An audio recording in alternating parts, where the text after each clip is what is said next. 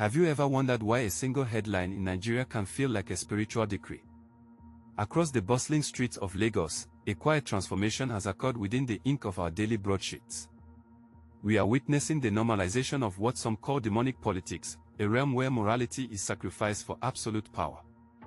It is a world where the newspaper is no longer a mirror of reality, but a weapon used to forge a terrifying new truth for millions of citizens. In the heart of the Nigerian media landscape, one publication stands as a titan of influence. Founded in the mid-2000s, this newspaper didn't just report the news, it began to curate a specific political destiny for the nation's elite.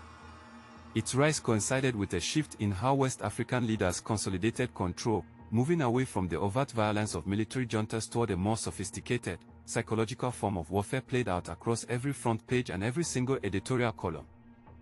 To understand the present, we must look at the architect of this narrative machine.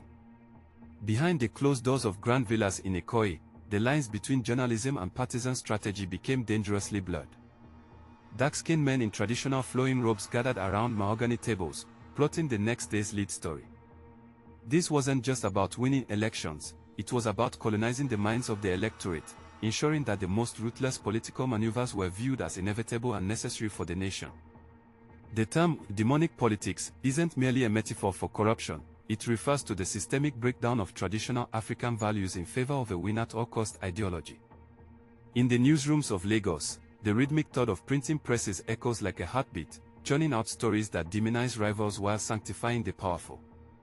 This normalization process happens slowly, one headline at a time, until the public can no longer distinguish between a genuine crisis and a carefully manufactured political hit job. Consider the visual language of these publications. Every photograph is chosen to project an aura of invincibility for the chosen few, while their opponents are captured in moments of weakness or disarray. This is the theater of power in West Africa, where the press gallery acts as both the stage and the audience. The warm, golden light of the Nigerian sunset often masks the cold, calculating nature of the decisions made within these editorial offices, shaping the nation's consciousness. As the digital age dawned, the influence of these traditional papers didn't wane, it evolved. The demonic narratives migrated from the physical page to the viral tweet, but the source remained the same. Young Nigerians, born into this environment, began to accept the cutthroat nature of their politics as the only reality. They grew up seeing power as something to be grabbed by any means, a lesson reinforced daily by the very institutions meant to hold that power accountable for us. We see this manifest in the way scandals are handled. In a healthy democracy, a revelation of grand theft would end a career. In the world of normalized demonic politics, it is merely a talking point to be spun or buried. The newspaper becomes a shield, parrying accusations with counter-narratives that confuse the public. This atmospheric gaslighting ensures that the people remain in a constant state of uncertainty, unable to anchor themselves to any stable or objective truth. The setting for this drama is often the opulent corridors of power in Abuja or the high-stakes boardrooms of Lagos. Here, the elite move with a confidence that borders on the supernatural. They are shielded by a narrative canopy that they have paid to build. The journalists, often underpaid and overworked, find themselves caught in a cycle of dependency, where their survival depends on their ability to stay within the lines drawn by the wealthy and the immensely influential elite. Let us look at the specific language used in these reports. Words like structure, alignment, and mandate are weaponized to justify the exclusion of the common man. The politics of the demonic is exclusionary by design, it suggests that only a select few are spiritually or intellectually equipped to lead. This narrative is pushed until it becomes a self-fulfilling prophecy, as the marginalized population begins to believe that they are merely pawns in a game they cannot fully understand. The physical presence of the newspaper in the Nigerian landscape is iconic. At every traffic jam, young men weave through cars holding up the latest editions. The headlines scream in bold, black ink, competing for the attention of a weary nation. Each page contains a mixture of hope and poison, a reflection of the dual nature of West African political life. The paper is a daily ritual, a confirmation of who is in favor and who has finally fallen. But what happens when the ritual becomes a curse? When the news stops being a service and starts being a mechanism of control? The normalization of these tactics leads to a desensitized citizenry. We see the most horrific betrayals of public trust reported with a shrug, as if it were just another Tuesday in the Republic. This apathy is the ultimate goal of the demonic political machine, to make the people stop fighting for something better for their children's future. Throughout the history of Nigerian journalism, there have been beacons of light, but they are increasingly overshadowed by the sheer volume of the partisan press. The architecture of these media houses is often imposing, designed to project authority and permanence. Yet, inside, the struggle for the soul of the nation is fought every hour. It is a battle between those who believe in the truth and those who believe that the truth is whatever the highest bidder says it is. We must examine the relationship between the politician and the editor. It is a dance of mutual survival. In the quiet, air-conditioned offices of Lagos, favors are traded for favorable coverage. This isn't just about money, it's about access, protection, and the promise of a future within the inner circle. The demonic element lies in the sacrifice of the journalist's integrity on the altar of political patronage, a sacrifice made so often it is now almost entirely invisible. The impact on the Nigerian youth is particularly profound. They watch as the most ruthless actors are rewarded with glowing profiles and honorary titles. They see the newspaper as a manual for success, learning that the path to power is paved with deception and the manipulation of public perception. This generational shift ensures that the cycle of demonic politics will continue, as the leaders of tomorrow are trained in the dark arts of today, reading from the same script. The setting shifts to the rural heartlands, where the newspaper still carries an aura of absolute authority. In villages where internet access is spotty, the physical paper is the ultimate source of truth. When the demonic narratives reach these areas, they are accepted as gospel.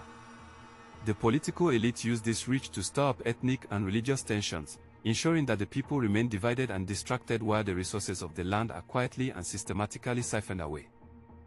As we peel back the layers, we find a complex web of ownership. The same men who control the oil blocks and the banks also control the printing presses. This concentration of power creates a feedback loop where the news serves the interest of capital, and capital protects the news from accountability. It is a closed system, a fortress built of paper and ink that is almost impossible to breach from the outside, reinforcing the status quo for the elite. There is a certain aesthetic to this political era, one of heavy gold jewelry, expensive Swiss watches, and the deep, resonant voices of men who know they are untouchable. The newspaper captures this aesthetic, romanticizing the lifestyle of the political class even as they fail the people. This glamorization is a key component of the normalization process, making the demonic nature of their governance seem aspirational rather than repulsive to the struggling masses who look at these images daily. We must also consider the role of the attack dog journalist, those whose sole purpose is to destroy the reputation of anyone who dares to challenge the establishment. These writers are the foot soldiers of the demonic political machine. Their work is characterized by vitriol and half-truths, designed to distract the public from the real issues. Through their columns, the normalization of character assassination becomes a standard part of the Nigerian political discourse, accepted by almost everyone as normal. The atmosphere in Nigeria during election cycles becomes particularly charged. The newspapers become battlegrounds, with each page serving as a front line. The rhetoric reaches a fever pitch, often invoking spiritual or apocalyptic themes to drum up support. This is where the demonic label feels most appropriate, as the pursuit of power takes on a religious intensity, and the newspaper acts as the sacred text for a cult of personality centered around flawed and often dangerous men. How do we break this cycle? It begins with the realization that we are being manipulated. The first step toward reclaiming the national soul is to see the newspaper for what it has become, a tool of the elite. We must look past the bold headlines and the flattering photographs to see the reality of the streets. The crumbling infrastructure and the struggling schools are the true stories that the demonic political machine tries so hard to hide from us. Nigerian history is full of moments where the press stood up to tyranny. During the military eras, journalists risked their lives for the truth. The tragedy of the current moment is that the chains are no longer made of iron, but of gold and influence. The normalization of this corruption is a more subtle threat, as it doesn't require a soldier's boot, only a compliant editor's pen and a public that has forgotten how to be truly outraged by injustice. As we look toward the future, the question remains, can the Nigerian media rediscover its purpose? The architecture of the old media houses still stands, but the spirit within them must change. There is a hunger for authentic voices, for journalism that prioritizes the person in the market over the politician in the palace. This shift requires a radical rejection of the demonic norms that have governed the industry for the last 2 decades of our national history. The sun sets over the Lagos Lagoon, casting long shadows across the city's skyline. The printing presses are still running, preparing tomorrow's narratives. Each revolution of the drum is a choice. Will it be more of the same, or will it be the start of a new era? The normalization of demonic politics is not an inevitable fate, it is a condition that we have allowed to fester. It is time to demand a higher standard for our nation. We are at a crossroads in the history of West African democracy.